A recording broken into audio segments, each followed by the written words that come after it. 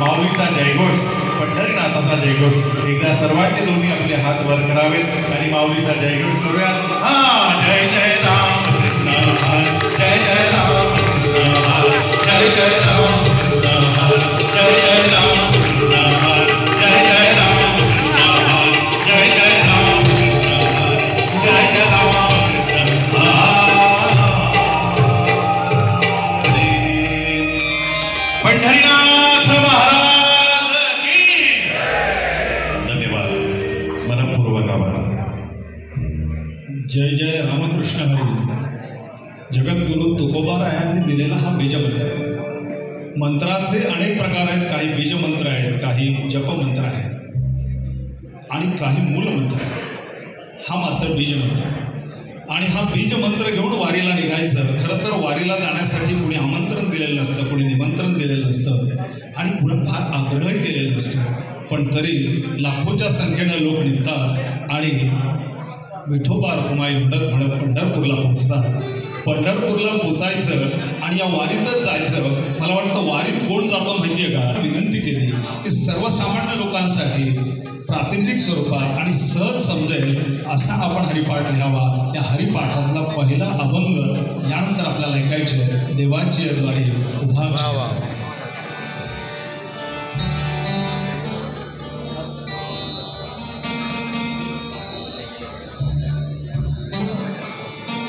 देवाची द्वारी उभा क्षणभरी तेणे मुक्तिचारी साधी येला.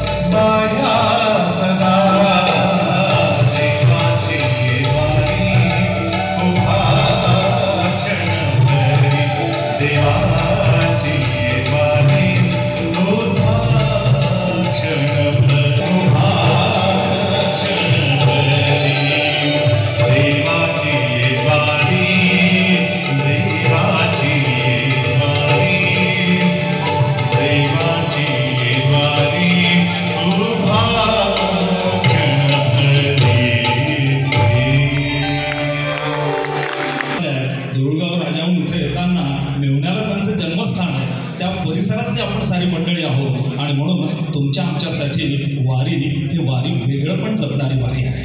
वारीमध्ये पूर्वी असं असायचं की फक्त कष्टकरी शेतकरी असेच असायचे, पण आता मात्र कॉर्पोरेट जगतातील लोक देखील वारीमध्ये सामील व्हायला लागलेले आहेत. पूर्वीच्या काळी असं म्हणायचे की वारी ही फक्त गरिबांची आहे. खरं बघितलं ना, विठू माऊली ही गरिबांचीच आहे.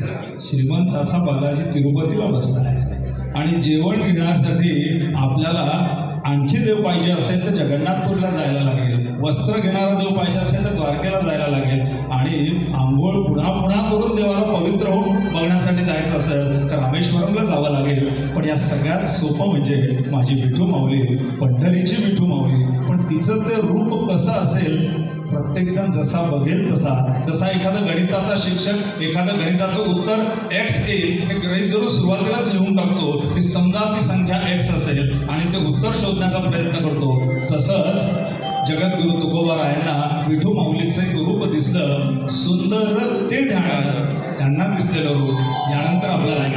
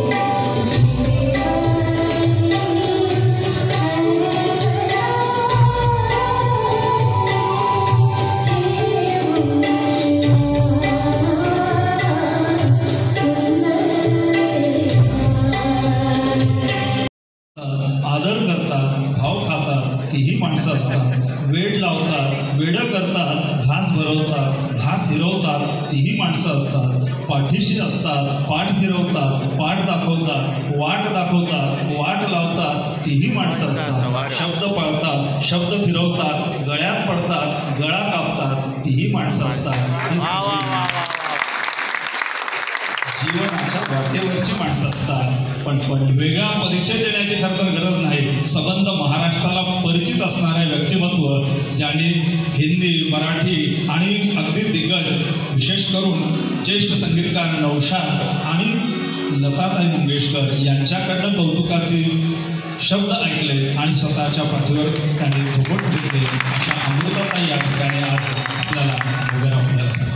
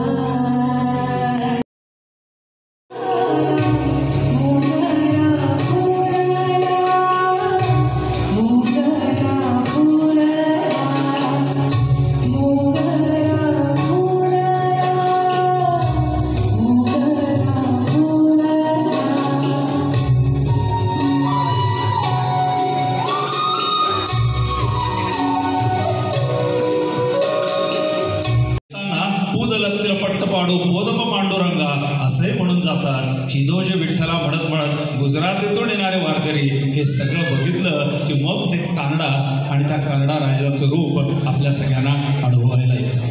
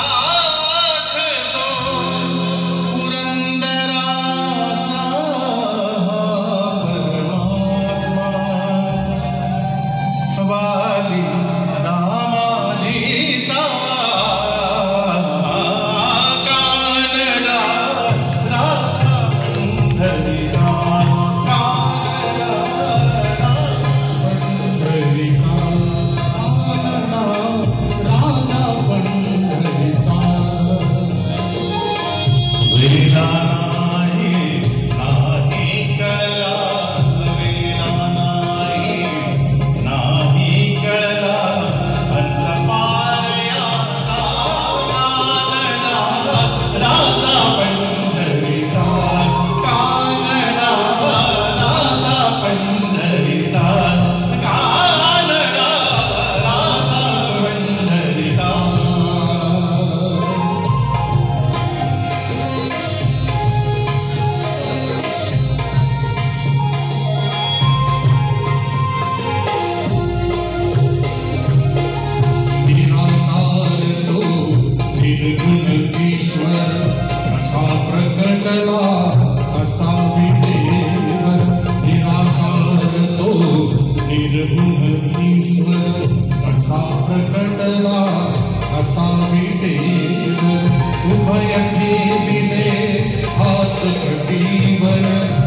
अभय ठेविले हात कटीवर पुतळा चैतन्याचा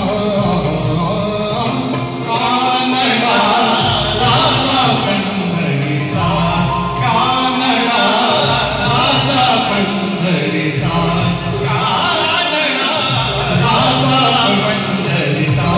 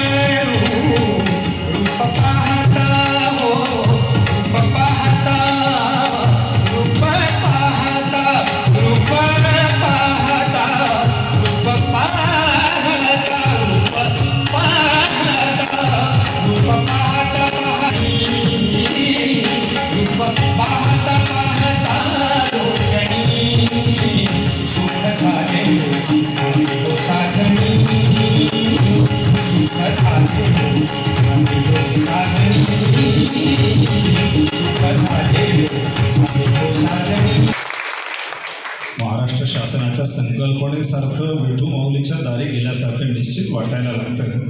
आणि एकूण नृत्य बघत असताना मी केवळ एवढंच म्हणेल की नृत्य करताना नृत्य करणाऱ्याने अंतःकरणापासून करावं. नृत्य करताना स्वरमंचावर आमंत्रित करतो माननीय श्वेताताई महाले पाटील, चिखली विधानसभा मतदारसंघाचे आमदार. त्यांना विनंती आहे त्यांनी कृपया मंचावर यावं. आमच्या मंचावरील तीनही कलावंत श्रीयुत राजेशजी सरकटे, अमृताताई नातू आणि पायल सरकटे यांनाही विनंती आहे त्यांनी दीप प्रज्वलनासाठी सहभागी व्हावं. दीप प्रज्वलनासाठी श्रीयुत सुहासजी शेटे, माजी नगराध्यक्ष, पंडित दादा देशमुख ज्येष्ठ नेते यांनाही मी आमंत्रित करतोय.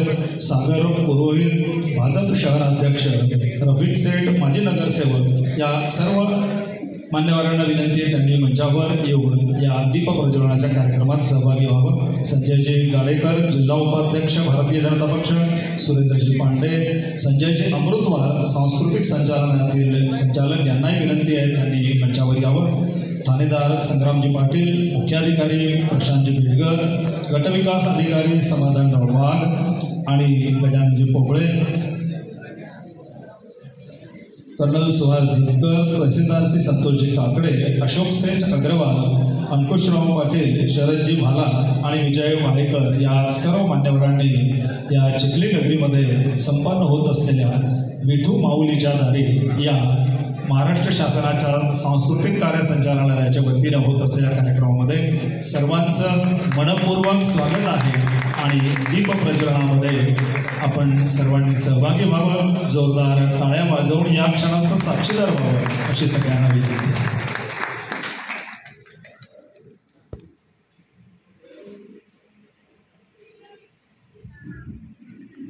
या माऊली म्हणजे म्हणतात ते विकासाची माऊली जर या मतदारसंघासाठी कोणी असेल तर त्या श्वेताताई आहेत. आणि त्यांच्याच माध्यमातून आज हा कार्यक्रम आध्यात्मिक क्षेत्रात त्यांचं काम हे सातत्यानं सुरू असतं.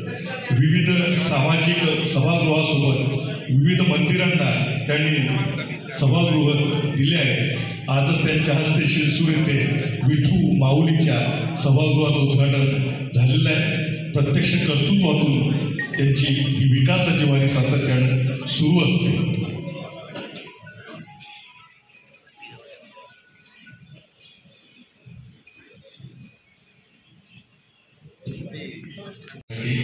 श्वेताताईंना की ज्यांच्या माध्यमातून एक विकासाची जी वारी आहे बुलढाणा जिल्ह्यातील चिखली विधानसभा मतदारसंघात सुरू आहे. आदरणीय श्वेताताई. जय हरी मंडळी. हिंदू माणसाला राम रमवतो, हिंदू माणसाला राम रमवतो आणि श्रीकृष्ण आकर्षित करतो. आणि हे दोन्ही वैशिष्ट्याने नटलेला आमचा पंढरीचा पांडुरंग हा संपूर्ण मानव जातीला भावरसातून त्या ठिकाणी अध्यात्माचा मार्ग दाखवतो. अशा पंढरपूरच्या पांडुरंगाला मी नतमस्तक होते महाराष्ट्र शासनाच्या वतीने. आणि आपल्या चिखली मतदारसंघामध्ये महाराष्ट्राचं लाडकं नेतृत्व आदरणीय देवाभाऊंच्या वाढदिवसाप्रित्यर्थ आयोजित केलेल्या सेवा सप्ताहाच्या निमित्ताने महाराष्ट्र शासन सांस्कृतिक विभागाच्या अंतर्गत सांस्कृतिक मंत्री आदरणीय आशिषजी शेलार, सांस्कृतिक खात्याचे सचिव विकासजी खरगे साहेब यांनी आयोजित केलेल्या आमचे मोठे बंधू आदरणीय राजेशदादा सरकटे प्रस्तुत स्वर विहारच्या माध्यमातून विठू माऊलीच्या दारी या सांस्कृतिक कार्यक्रमासाठी मी आपल्या सर्वांचं मनापासून अभिनंदन करते. मनापासून आपण सगळेजण आलात आपले आभारसुद्धा मानते. राजेशदादा आपल्याला काही नवीन नाही आहेत. आपल्या बुलढाणा जिल्ह्यातलेच आहेत. सध्या वास्तव्यात जरी मराठवाड्यामध्ये असले तरी मूळ गाव हे आपल्या विदर्भातलं आहे, आपल्या बुलढाणा जिल्ह्यातलं आहे. आणि असं एक सांस्कृतिक क्षेत्रामध्ये उभारलेले एक व्यक्तिमत्व आणि अशा व्यक्तिमत्वाच्या माध्यमातून चिखलीकरांना एक चांगला कार्यक्रम देण्याचं काम आज त्यांच्या माध्यमातून होत आहे. खरं तर मी त्यांना येतानाच बोलले, आपण आमचे पाहुणे आहात, सोबत तुम्ही पावसाला सुद्धा घेऊन आलात, कारण कार्यक्रम खूप सुंदर आहे. प्रत्येक चिखलीकराने बघावा ऐकावा हा कार्यक्रम आहे. परंतु पावसामुळे थोडा व्यत्यय आला तरी संख्या मात्र चांगली आहे. पंढरपूरची वारी ही अध्यात्माची वारी त्या ठिकाणी आपण म्हणतो. मी तर इतक्या दिवस फक्त ऐकून होते, परंतु यावर्षी पांडुरंगाच्या या वारीमध्ये जाण्याचं भाग्य मला त्या ठिकाणी मिळालं. आणि तिथे गेल्यानंतर खरी वारी काय असते ते सगळं काही विसरून, श्रीमंत गरीब जाती पाती लिंग सगळा काही भेदभाव विसरून त्या ठिकाणी प्रत्येक वारकरी हा पांडुरंगाच्या सेवेमध्ये तल्लीन झालेला असतो. आणि कुठंतरी या जगाचं सुख किंवा मोक्ष कुठं असेल तर ते पांडुरंगाच्या चरणी आहे, ही भावना त्याला त्या ठिकाणी वारीमध्ये गेल्यानंतर होती. ज्ञानेश्वर माऊलीला 725 वर्ष त्या ठिकाणी झालेत. ही 725वी जयंती आहे. आणि सोबतच श्री संत तुकाराम महाराजांची ही 425वी त्या ठिकाणी जयंती आहे. आणि अशा या शुभ मुहूर्तावरती देवाभाऊंनी आयोजित केलेला हा वारकऱ्यांसाठीचा हा कार्यक्रम आहे. प्रत्येकाची इच्छा असते, आपल्या महाराष्ट्रामध्ये तर प्रत्येकाची इच्छा असते की आपण सुद्धा पांडुरंगाची सेवा करावी, आपण सुद्धा वारीमध्ये जावं, पांडुरंगाचं दर्शन घ्यावं. परंतु सांसारिक माणसाला ते शक्य होत नाही. परंतु आज राजेशदादांच्या माध्यमातून आपल्याला अनुभवता आलं की पंढरीची वारी कशी असते. आणि त्या वारीचा अनुभव अतिशय म्हणजे साक्षात्कार, आपण वारीमध्ये आहोत की काय असा साक्षात्कार आपल्याला आज त्या ठिकाणी झालेला आहे. राजेशदादाला, अमृताताईंना याच्या आधी आपण सर्वांनी ऐकलेलं आहे. परंतु आमची भाची पायल, हिला मी आज पहिल्यांदा ऐकलं. आणि दादा असं म्हणू नये, परंतु तुमची जागा त्या ठिकाणी आता पायल घेण्यासाठी तयार झालेली आहे. खूप खूप सुंदर आजचा हा कार्यक्रम आमच्या चिखलीकरांच्या सेवेमध्ये महाराष्ट्र शासनाच्या वतीने देवाभाऊंच्या वाढदिवसानिमित्त आयोजित केलेल्या सेवा सप्ताहाच्या निमित्ताने त्या ठिकाणी आपण आयोजित केला. मी मनापासून आपलं खूप खूप स्वागत करते, अभिनंदन.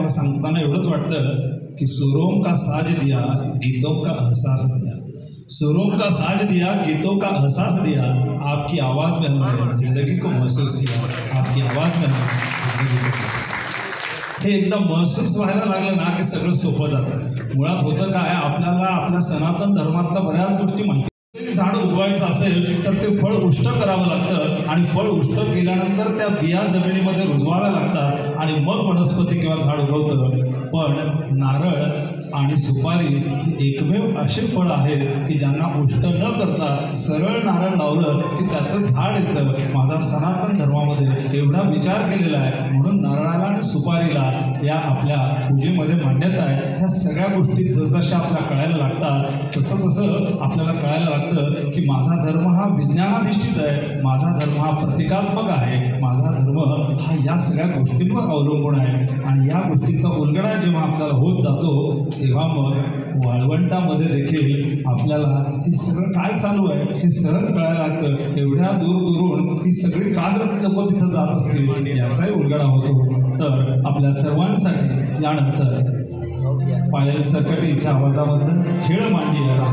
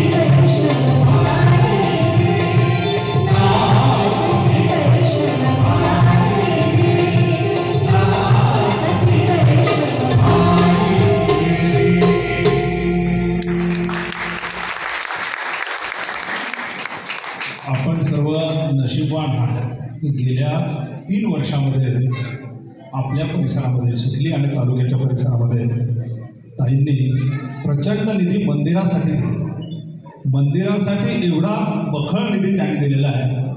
त्यांच्यासाठी जोरदार टाळ्या तर झाल्याच पाहिजे।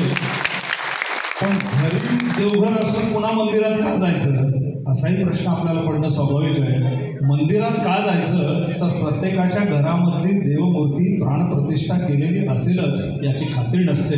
मंदिरात मात्र प्राणप्रतिष्ठा केलेली मूर्ती असते, नंबर 1। आणि नंबर 2, 10 लोकांमध्ये मी पण वागतोय, विनयशीलता माझ्या अंगी येते आहे, म्हणून सार्वजनिक ठिकाणी मंदिरात जाऊन दर्शन घेण्याची आपल्यामध्ये परंपरा आहे। मंदिरात जाऊन पुन्हा प्रदक्षिणा का मारायची याचा विचार जेव्हा मी करायला लागतो तेव्हा मला त्याचं उत्तर विज्ञानात सापडतं। जसं चंद्र पृथ्वीभोवती फिरतोय आणि त्याला माहिती आहे की न्यूटन्स लॉ ऑफ ग्रॅव्हिटेशन आहे. माझं अस्तित्व पृथ्वी आहे तोपर्यंत आहे. पृथ्वी सूर्याभोवती फिरते आहे, तिलाही माहिती आहे की माझं अस्तित्व सूर्य आहे तोपर्यंत आहे. तसंच प्रदक्षिणा मारत असताना आपल्या मनात ही भावना जागृत झाली पाहिजे की ईश्वरा तू आहेस तोपर्यंतच माझं अस्तित्व आहे, अन्यथा माझं अस्तित्व असणार नाही. इतका सखोल विचार करणारा माझा सनातन धर्म. म्हणून मला अनेक वेळा मनामध्ये येतं की कधीतरी मलाही आयुष्यामध्ये दत्ताच्या पालखीचं भोई होता आलं पाहिजे. आज आपल्याला प्रत्यक्ष दत्ताच्या पालखीचं भोई करून घेण्याचा हा एक विनम्र प्रयत्न. निघालो घेऊन दत्ताची पालखी सादर करतायत राजेश सर.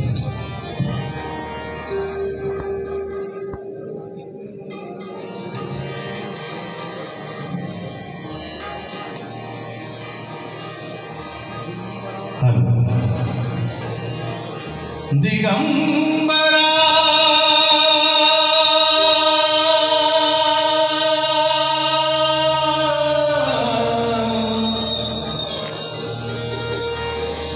दिगंबरा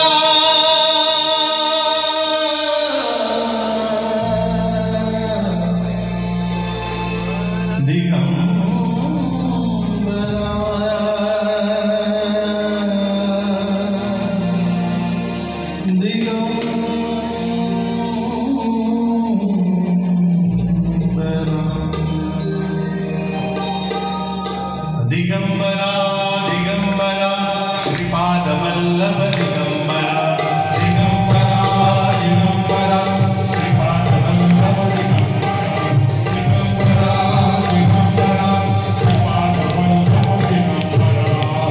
निघालो घेऊन दत्ताची पालखी, निघालो घेऊन दत्ताची पालखी. आम्ही भाग्यवान आनंद निधान, आम्ही भाग्यवान आनंद निधान. झुलते हळूच दत्ताची पालखी, झुलते हळूच दत्ताची पालखी. निघालो घेऊन दत्ताची पालखी, निघालो घेऊन दत्ताची पालखी. दिगंबरा दिगंबरा श्रीपाद वल्लभ दिगंबरा दिगंबरा दिगंबरा श्रीपाद वल्लभ दिगंबरा. रत्नाची आरास साज मखमली, यावर सुगंधी फुले गोडली. रत्नाची आरास साज मखमली, यावर सुगंधी फुले गोडली. झुळूक कोवळी चंदना सारखी, झुळूक कोवळी चंदना सारखी. निघालो घेऊन दत्ताची पालखी, निघालो घेऊन दत्ताची पालखी. होण्यासाठी म्हणून काही निमित्तानं अन्नदान केलं जातं, पण मला वाटतं तर साक्षात महाराष्ट्र शासन स्वरदान करत आहे. ते आपल्या मनाला शांत. कारण आपण सतत जे आहे ना निरपेक्षपणे जगू शकत नाही, स्पर्धेशिवाय जगू शकत नाही. सतत स्पर्धा. आपल्या मॉर्निंग वॉकमध्येही स्पर्धा असते. मॉर्निंग वॉकमध्ये स्पर्धा कशी तर म्हणे दररोज स्वतःहून जो मॉर्निंग वॉकला जातो त्याला मॉर्निंग वॉक म्हणतात, आणि डॉक्टर सांगितल्यानंतर जातो तेव्हा त्याला वॉर्निंग वॉक म्हणतात. बायकोला घेऊन जेव्हा सोबत जातो मॉर्निंग वॉकला तेव्हा त्याला डार्लिंग वॉक म्हणतात. आणि दुसऱ्याची बायको सोबत आहे आपली नाही हे बघून जेव्हा मॉर्निंग वॉक करतो तेव्हा त्याला बर्निंग वॉक म्हणतात. आणि आपली बायको सोबत असताना दुसऱ्याच्या बायकोकडे वाकून वाकून बघतो तेव्हा त्याला टर्निंग वॉक म्हणतात. अशी वेगवेगळी वॉक करत आपण आयुष्यामध्ये जगत असतो. पण आता जो वॉक आपल्यासोबत होणार आहे तो कथक आहे. अजय शेंडगे हे आपल्याला छान असं कथक नृत्य या ठिकाणी भक्तिसंगीतावर करून दाखवणार. विनंती आहे अजय शेंडगे.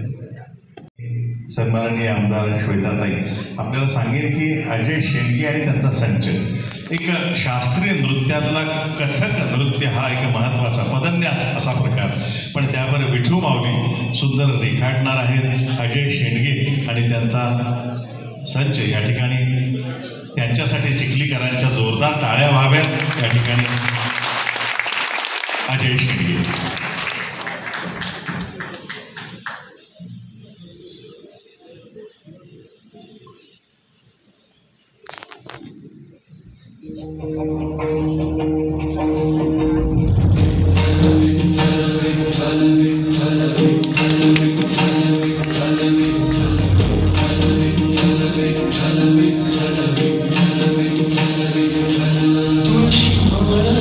श्वासांची तुटे स्वरूप दानिया कौल नाही ओलांडली येस ओढणारा शिवार ओढणारा शीत चंद्रमानेच्या तीराची आभा बोलते तुझ्या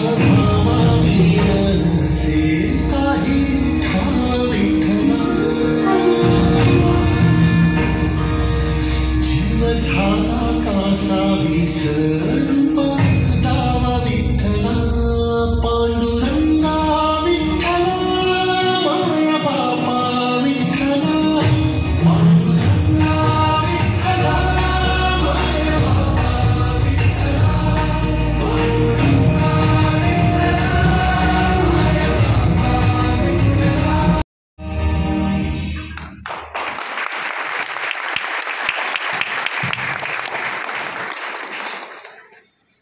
हे जे आता नृत्य याचे साक्षात गुरूंच्या जवळ राहून धडे करतात. आजही आपल्या संस्कृतीमध्ये संगीत क्षेत्र असेल, नृत्याचं क्षेत्र असेल, हे आपल्या नॉर्मल शिक्षणासारखं नाही. गुरूंची मर्जी संपादन करावीच लागते आणि त्यानंतर ते ज्ञान आपल्याला मिळतं, त्यानंतर ते कौशल्य आपल्याला प्राप्त होतं.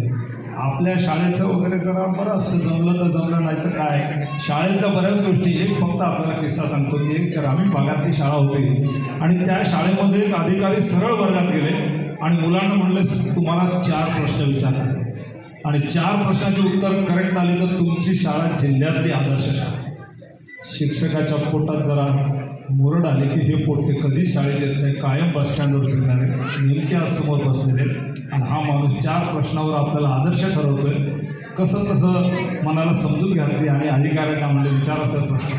अधिकारी म्हणजे मुलांना पहिला प्रश्न असा आहे म्हणे चाफा बोले ना चाफा चाले ना चाफा खंत केल्या काही केल्या बोले. या कवितेमधला चाफा बोलत का नाही? तर 4 पोट्ट्यामधलं एक पोट्ट म्हणलं तुम्ही लोकांना मी सांगतो बोलायचं म्हणजे सर तुमचा प्रश्न आहे चाफा का बोलत नाही. फार सोपं आहे म्हणे सर, त्याचं नेट पॅक संपलेलं आहे. बस स्टँडवर फिरणारे पोरं. अधिकारी म्हणले पोरं जरा हुशार दिसतात, ते म्हणजे आता पुढचा प्रश्न. माझा पुढचा प्रश्न असा आहे म्हणे एका आंब्याला 20 केळी तर माझं वय किती? ते दुसरं पोट्ट म्हणलं तुम्ही गप्प बसायचं, मला सगळं माहिती याचे प्रश्न काय. म्हणजे सर तुमचा प्रश्न काय? म्हणे एका आंब्याला 20 केळी तर माझं वय किती? म्हणे सर तुमचं वय 40. अधिकारी खुश झाले, म्हणजे कसं काय ओळखलं बाळा तू माझं वय? म्हणजे सर त्याचं कसं आहे, मला एक मामा आहे म्हणे, मामा 20 वर्षाचा, तो आहे हाफ मॅट, आपण अंदाज लावून टाकला म्हणजे. अधिकारी म्हणलं पोरं हुशार दिसतील राव म्हणे. आता 3रा प्रश्न आपण थोडं आणखी त्याला ट्विस्ट करून पाहिजे प्रश्नाला. मग अधिकारी म्हणले बाबा पोरं मला सांगा म्हणे सायकल स्टँड आणि बस स्टँडमध्ये काय फरक आहे? ते 3रं पोट्ट म्हणलं तुम्ही नाही बोलायचं म्हणे, आता मी सांगतो. सर म्हणे इतका सोपं आहे म्हणे, सायकल स्टँड आणि बस स्टँडमधला फरक विचारला राव म्हणे. कसं आहे म्हणे सायकल जेव्हा जाते तर स्टँड सोबत घेऊन जाते आणि बस जाते तर स्टँड तिथंच ठेवते. इतका सोपा फरक करा. अधिकारी म्हणले पोरं फार इंग्लिश दिसते, आता आपण शेवटचा जरा खूपच अवघड प्रश्न विचारू. अधिकारी म्हणले बरोबर आता शेवटचा प्रश्न म्हणजे त्याचं जर उत्तर करेक्ट दिलं तर तुमची शाळा आदर्श. सरला कॉन्फिडन्स आला. सर म्हणले विचारा मला काय प्रश्न. अधिकारी म्हणले मला सांगा शाली वाहन शक केव्हापासून सुरू झालं? ते 4थं पोट्ट म्हणलं आता तुम्ही नाही बोलायचं, मी देणार नाही. शिक्षकाचे कान टोकारले का आता पोट्ट कायच बोलतं काय म्हणतो. शाली वाहन शक केव्हा सुरू झालं? ते कार्यक्रम म्हणलं सर जेव्हापासनं नवरा आपल्या बायकोच्या अंगावर शाल घालून वाहनामधून शक न घेता घरी घेऊन यायला लागला तेव्हापासून शाली शाळेमध्ये